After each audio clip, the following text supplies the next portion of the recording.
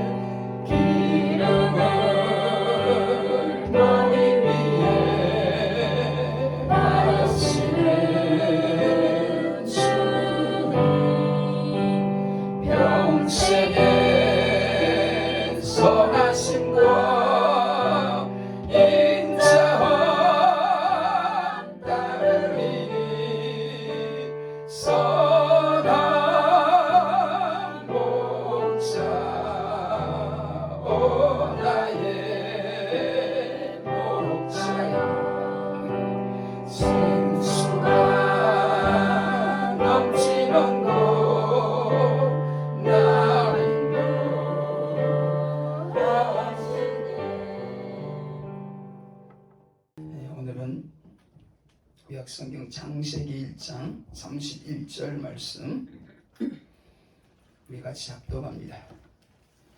하나님이 그 지으신 모든 것을 보시니 보시기에 심히 좋았더라. 저녁이 되며 아침이 되니 이는 여섯째 날이니라. 아멘. 예. 원래 오늘은 하나님의 온전하심과 같이 우리가 온전해져야 된다는 마지막 세 가지 주제, 맹세와 복수 그리고 원수를 사랑하라는 주님의 말씀을 전하는 시간인데, 본문 창세기 1장 31절의 말씀을 먼저 전하기로 했습니다. 창세기 1장 31절의 말씀이 하나님 앞에 그야말로 온전했던 우리의 모습이었기 때문입니다. 다시 말하면 창세기 1장 31절을 다시 우리가 회복할 때에 우리의 모습이 하나님의 온전하심과 같이 온전해질 수 있다고 믿습니다. 할렐루야. 오늘 읽었던 이 본문으로 1995년 신대원 양지 캠퍼스 경건회에서 예배 시간에 당시 설교와 강의를 하시던 내수동교회 박희천 목사님이 설교를 하셨는데 1분 설교를 하셨어요. 그런데 아주 은혜스러운 그야말로 임팩트 강한 설교를 했는데 그 설교는 이랬습니다. 하나님이 그 지은 모든 것을 보시고 심히 기뻐하셨습니다. 여러분들도 하나님이 심히 기뻐하시는 삶을 사셔서 하나님께 영광 돌리시기 바랍니다. 기도하겠습니다. 그렇게 기도하고 예배를 마쳤어요. 95년도에 그랬다는 거예요. 저는 그때 이 1분의 설교를 듣고 큰 은혜를 받았습니다. 오늘의 설교는 물론 짧은 설교는 아니지만 믿음으로 듣는 여러분들에게 처음 창조된 우리의 모습, 즉 하나님이 심히 기뻐하셨던 우리의 모습을 말씀을 통해 보면서 큰 은혜의 시간이 되기를 축복합니다. 창세기 1장 31절, 하나님이 그 지으신 모든 것을 보시니 보시기에 심히 좋았더라. 저녁이 되며 아침이 되니 이는 여섯째 날이니라. 여러분, 창세기 1장을 보면 하나님은 천지 만물을 창조하실 때마다 보시기에 좋았더라는 소감을 말씀하셨어요. 그리고 오늘 본문 말씀이 여섯째 날 마지막으로 우리 인간을 창조하시고 난 후에 하나님의 소감은 조금 특이한데 심히 좋았더라. 즉 매우 많이 좋아하셨다는 겁니다. 자연 만물과 다른 동물들은 그저 굿이었는데 우리 인간을 본 하나님의 소감은 베리 굿이었던 겁니다. 할렐루야. 여러분, 하나님께서는 첫째 날부터 각각의 날에 창조하신 것이 하나님이 기뻐하신 뜻과 계획대로 이루어진 것을 보시고 기뻐하셨는데 이제 이 모든 것이 마지막 날 인간이 창조됨으로써 완전한 조화가 이루어지게 되었다는 것입니다.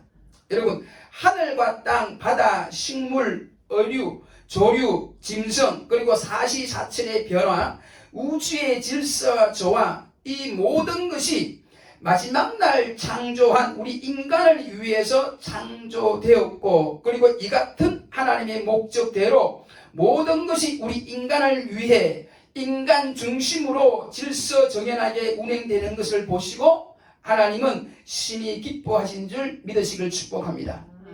성도 여러분, 이와 같이 천지 만물은 우리 인간이 창조됨으로써 비로소 하나님 앞에서 그 가치와 존재 의미를 갖게 되는 줄 믿으시길 다시 한번 축복합니다.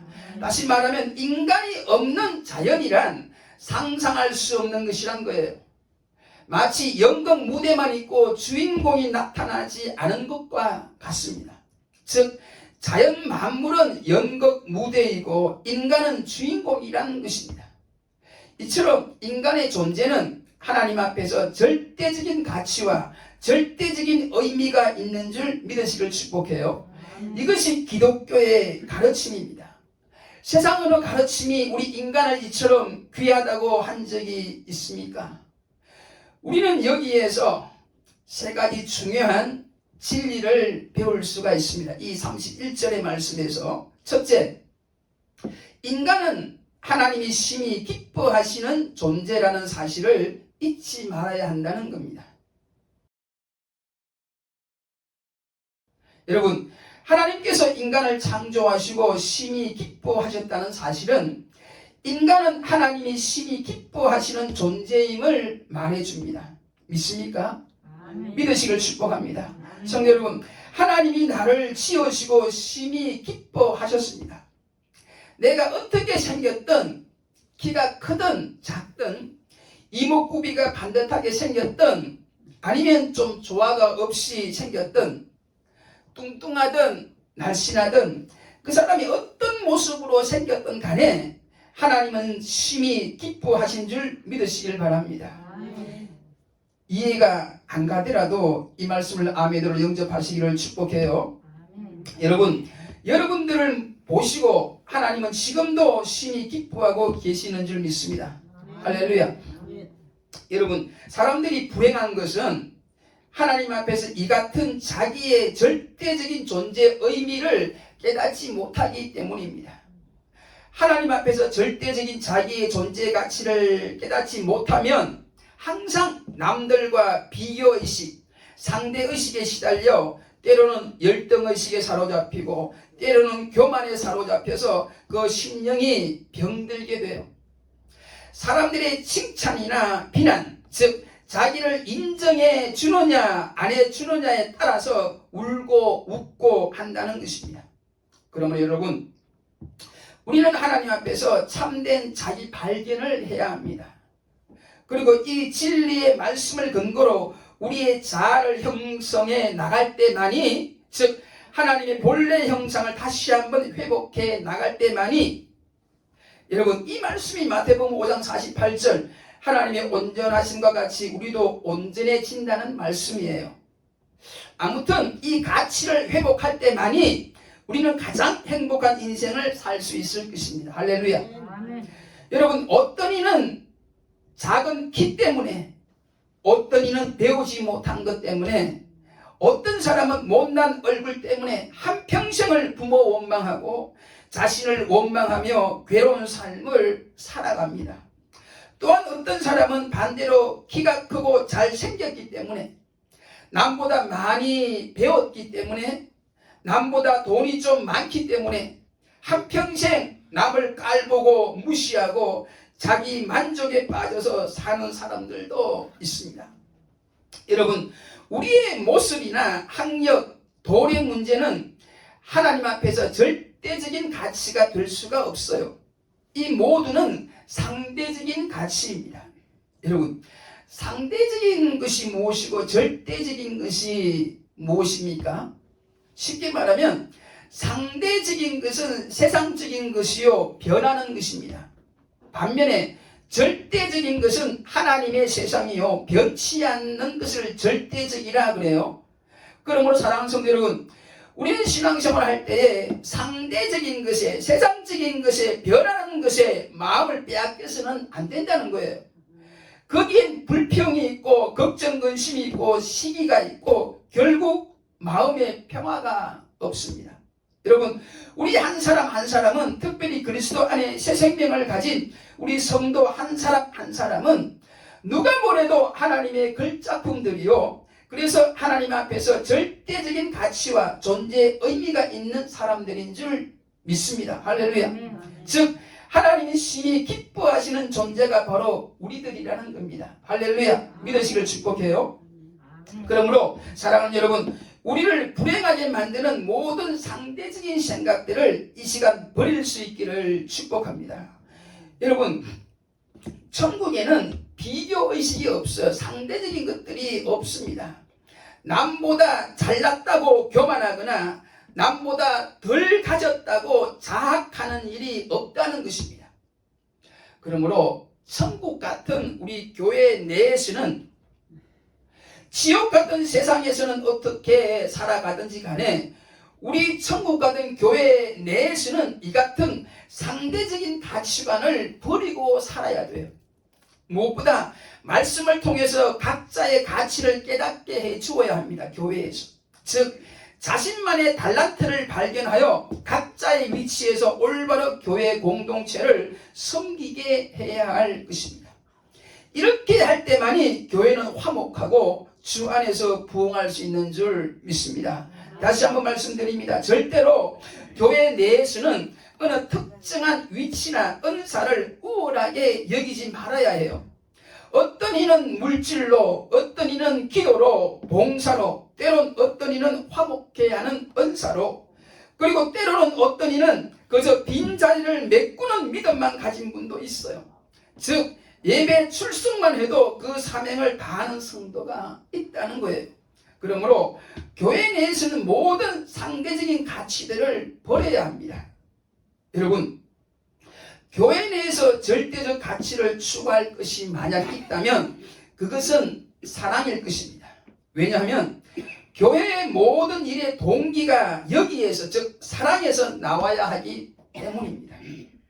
하나님을 사랑하기 때문에 교회에 나오게 되었고, 그 하나님이 예배를 기뻐하시고 전도를 기뻐하셔서 내가 예배를 드리고 전도에 목숨을 거는 것이고, 무엇보다 하나님이 형제를 용서하고 사랑하라고 하셨기에 우리는 형제를 용서하고 사랑하는 것입니다.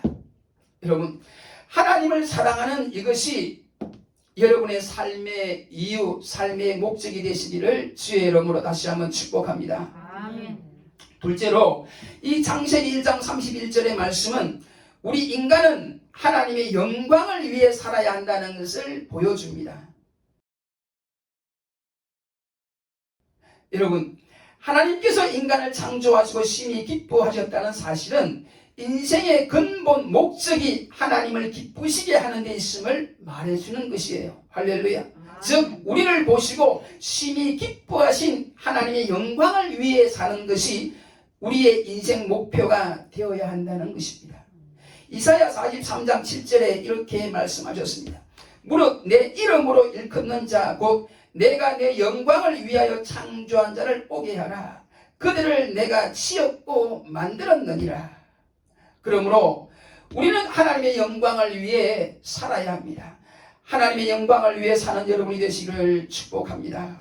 소요리 문답 제1문에도 보면 사람의 제일 되는 목적은 하나님을 영화롭게 하고 영원토록 그를 즐거워하는 것이다 라고 말씀합니다.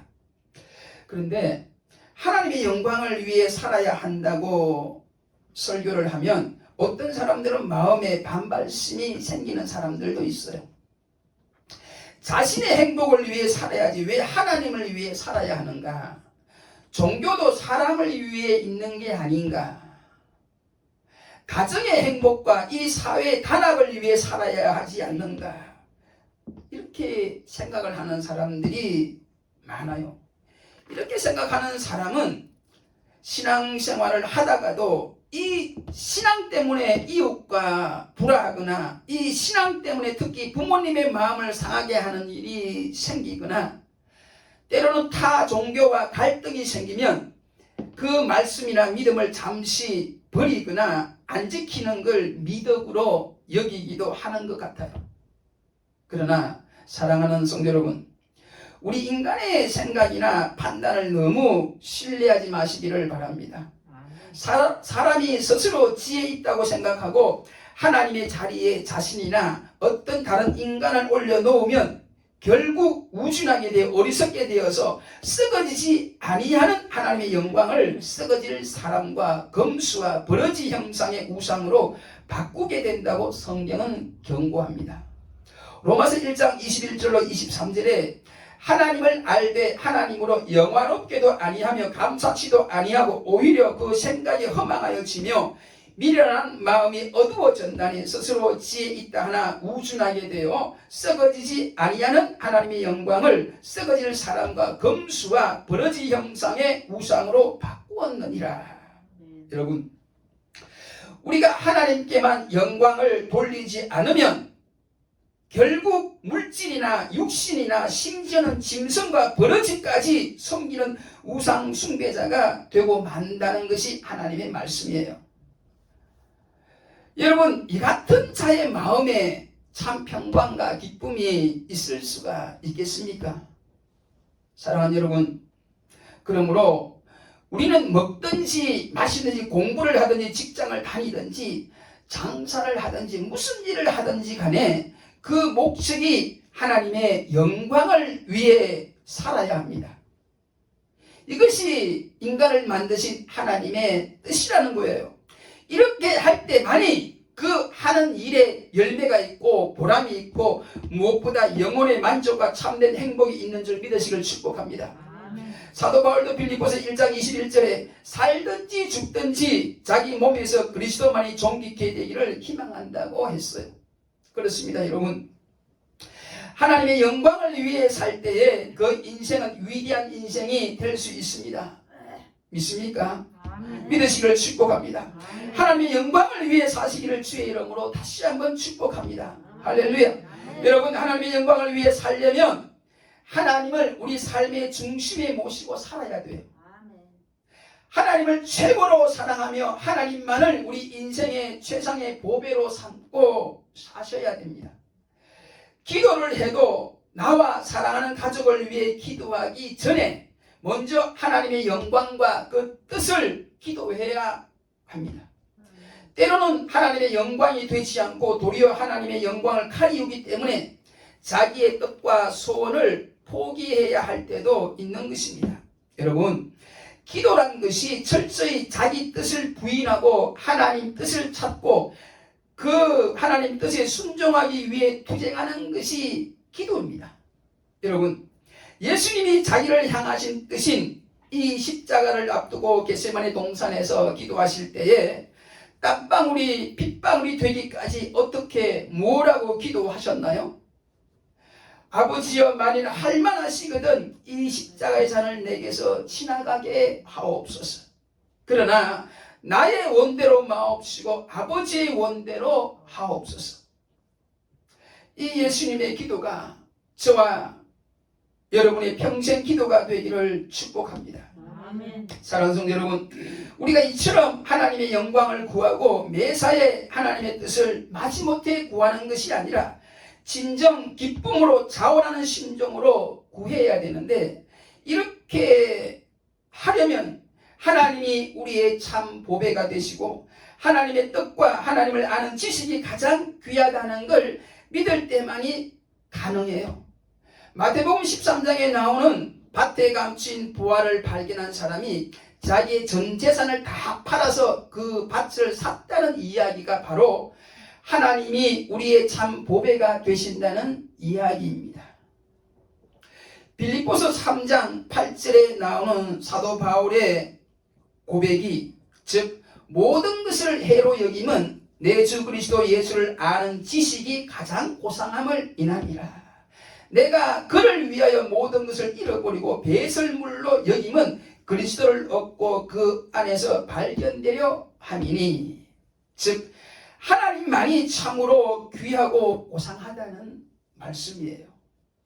여러분, 하나님만이 참 보배가 되시며 하나님을 아는 지식과 하나님을 믿는 그 믿음만이 가장 가치 있는 줄 믿는 사람만이 이 하나님의 영광을 위해 살아갈 수 있는 줄 믿습니다. 아멘. 하나님의 영광과 그 뜻을 이루는 여러분의 남은 인생이 되시기를 축복합니다. 할렐루야. 셋째로, 우리가 하나님의 영광을 위해 살려면 영적인 가치관을 가져야 된다는 말씀입니다. 우리 인간이 가져야 할 가치관이 무엇입니까? 그것은 하나님 보시기에 좋으냐 나쁘냐 하는 영적인 가치관이에요. 인간은 철저하게 하나님이 심히 기뻐하시는 존재로서 하나님 앞에서 살아야 합니다. 이 말은 하나님 보시기에 좋도록 살아야 한다는 것입니다. 하나님 말씀대로 살면 의인이 되고, 하나님을 기쁘시게 하면 착한 사람이 되고, 반대로 하나님이 아닌 사람만을 기쁘게 하는 것은 악인이 죄인이 될 수도 있다는 생각, 이것이 우리가 가질 영적 가치관이라는 것입니다. 그런데도 우리는 하나님 앞에서보다는 사람 앞에서 사람 눈치를 보며 살기 쉽다는 겁니다. 여러분, 이렇게 사람을 너무 의식하게 되면 진리대로 하나님 말씀대로 살 수가 없어요. 하나님 앞에서 바로 살 수가 없다는 것입니다. 즉 마태복음 5장 48절에 있는 말씀대로 온전해질 수가 없다는 것입니다. 여러분, 하나님께서 믿음의 조상인 아브라함을 부르시고 본토 친척 아비 집을 떠나라 하신 것도 결론적으로 말하면 아브라함이 하나님 앞에서만 살도록 하기 위함인 줄 믿으시길 축복합니다. 여러분, 우리는 인생을 살면서 부모님 보시기에 아니면 또 다른 사람들이 보기에 어떤 인생을 살 것인가에 신경을 쓸 것이 아니라는 거예요. 지금 바로 하나님 보시기에 어떤 인생을 살 것인가를 신경 쓰고 살아야 한다는 말씀입니다. 여러분, 요즘 많은 사람들이 소위 자의식에 시달리며 괴로워합니다. 즉 다른 사람들이 나를 어떻게 생각할까, 그래서 알게 모르게 다른 사람들의 말에 신경을 곤두세우고 살아가는 분들이 꽤 많아요. 그리고 이런 분들이 대개는 사람들이 보는 데서는 착하고 의로운 척 하지만 열심히 일도 하지만, 그러나 사람들이 보지 않으면 눈가림식으로 일도 하고, 또한 사람들이 보지 않는 은밀한 곳에서는 온갖 죄를 다 짓고 살아갑니다. 여러분, 나에 대한 다른 사람들의 생각에 지나친 관심을 갖지 마세요. 거의 실망할 일이 대부분일 거예요. 전도서 7장 21절로 22절에 보면 무릇 사람의 말을 들으려고 마음을 두지 말라. 염려컨대 내 종이 너를 저주하는 것을 들으리라. 사람들이 나에 대해서 어떻게 생각하느냐 자꾸만 신경을 써서 들으려고 하면 네 친구도 아닌 네 가족도 아닌 내 밑에 종이 너를 욕하는 소리를 듣게 된다. 여러분, 그렇다고 다른 사람을 그렇게 욕하고 비판해서는 안 돼요. 왜냐하면 전도서 기자는 계속해서 이렇게 말합니다. 너도 가끔 사람을 저주하는 것을 내 마음이 아느니라. 다른 사람이 너를 욕한다고 화내지 마라. 너도 다른 사람들을 욕하고 있는 것을 네 마음이 알잖아. 그러니까 다른 사람들이 나에 대해서 어떻게 생각하는지 너무 신경 쓰지 말라는 이야기입니다. 신경 쓰지 마시기를 축복합니다. 그 대신 우리는 하나님께 신경을 써야 합니다. 할렐루야. 이렇게 하나님을 신경 쓰고 하나님 앞에 살아갈 때만이 사람이 보든 안 보든 열심히 일하게 되는 거예요. 그리고 은밀한 곳에서도 죄짓기를 두려워하게 되는 겁니다. 왜냐하면 하나님 앞에 살아가기 때문입니다. 즉 하나님 앞에서 영적인 가치관을 가지고 살아가기 때문에 그래요. 여러분, 요셉이 위대한 사람이 된 이유가 무엇입니까? 보디발 여사가 그를 유혹했을 때 그는 하나님 앞에서 범죄하기를 두려워했기 때문이라고 성경은 말씀합니다. 창세기 39장 9절에 내가 어찌 이 큰 악을 행하여 하나님께 득죄하리까. 여러분, 요셉이 이처럼 늘 하나님 앞에서 살았기 때문에, 즉 영적인 가치관을 가졌기 때문에 그가 위대한 인생을 살 수가 있었는 줄 믿으시길 축복합니다. 아멘. 그럼 우리 여러분 하나님 앞에 사시기를 축복합니다. 아멘. 우리가 이 코람데오의 신앙, 비포 가드의 신앙, 하나님 앞에서의 신앙을 가질 때에 비로소 우리 심령에 참 자유와 기쁨이 넘쳐날 줄로 믿습니다. 할렐루야. 우리가 이처럼 영적인 가치관을 가지고 살아갈 때만이 하나님 보시기에 심히 좋은 삶과 열매를 맺히게 될 줄 믿습니다. 우리 교회 또한 늘 하나님 앞에 살아가는, 즉 하나님 눈치 보며 살아감으로 하나님 보시기에 심히 좋은 교회가 되어지기를 소망합니다.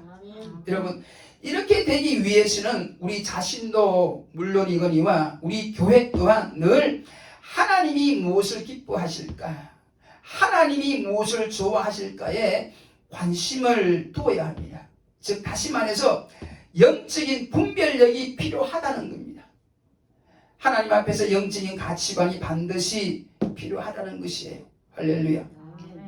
여러분, 우리가 이렇게 하나님 앞에서 신앙생활을 해야 되는 이유는, 즉 영적 가치관을 가지고 살아야 되는 이유는 바로 하나님 아버지께 인정받고 하나님 아버지께 상을 얻기 위함입니다. 또 한 가지는 외식하는 자가 되지 않고, 그래서 그 외식자가 받을 벌을 우리는 받지 않기 위함입니다. 마태복음 6장 1절에 사람에게 보이려고 그들 앞에서 너희 의를 행치 않도록 주의하라. 그렇지 아니하면 하늘에 계신 너희 아버지께 상을 얻지 못하느니라고 했으며, 마태복음 15장 8절에는 이 백성이 입술로는 나를 존경하되 마음은 내게서 멀도다고 했고, 마태복음 23장 13절에는 화 있을진저 외식하는 서기관들과 바리새인들이여 너희는 천국 문을 사람들 앞에서 닫고 너희도 들어가지 않고 들어가려 하는 자도 들어가지 못하게 하는도다고 했는데, 여러분, 하나님 앞에서 살지 못하는 사람들, 즉 영적인 가치관을 갖지 못한 자는 자기도 모르게 엄청 끔찍한 일을 저지르고 있다는 걸 지금 아셔야 돼요. 즉 천국 문을 자기가 닫고 자기도 못 들어가고 천국 문으로 들어가려고 하는 사람도 못 들어가게 한다는 것입니다. 즉 전도의 문을 막고 있다는 것이에요. 누가? 외식하는 사람이, 누가 하나님 앞에 살지 못하고 늘 사람들 앞에 사는 그 사람이 천국의 문을 가로막고 있다는 겁니다. 결국 이 같은 자들은 마태복음 24장 51절에 엄히 때리고 외식하는 자에 받는 율에 처하리니 거기서 슬피 울며 이를 갈미 있으리라고 하므로 지옥의 형벌을 받게 된다고 분명 말씀하셨습니다. 누가? 외식하는 사람이. 누가 지옥에 들어간다고요? 하나님 앞에 영적인 가치관을 가지고 살지 못하는 사람이.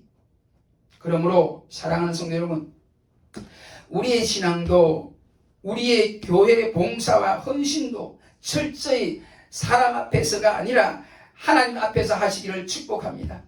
사실 이렇게 할 때만이 우리의 기쁨이 있고 더 이상 원망이 없고 불평이 없고, 그래서 다툼이나 시험도 없게 되는 것입니다. 할렐루야.